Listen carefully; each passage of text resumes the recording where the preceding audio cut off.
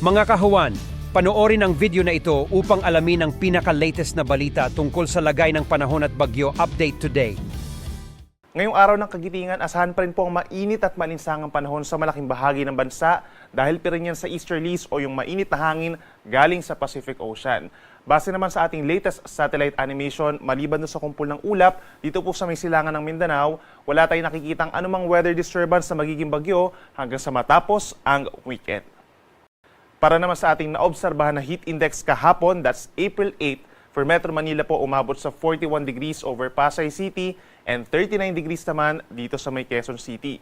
Pinakamataas kahapon sa may Dagupan and Iloilo City hanggang 46 degrees Celsius na siyang sinundan naman po sa may Cavite City, Coron, Palawan, San Jose, Mindoro and Viraca, Tanduanes hanggang 43 degrees. At marami pa rin pong lugar na nagkaroon ng higit 40 degrees Celsius na heat index kahapon.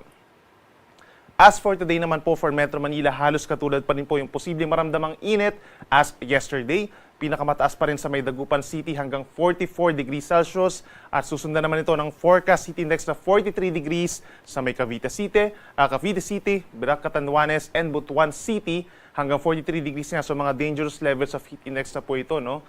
At para naman sa lagay ng ating karagatan hanggang weekend, wala po tayong aasahang gale warning or pagtaas ng mga pag-alon. Generally, nasa kalahati hanggang 1 metro po ang taas ng mga pag-alon sa malaking baybayin ng ating bansa, lalo na dito sa may eastern portion, sa may Pacific Ocean.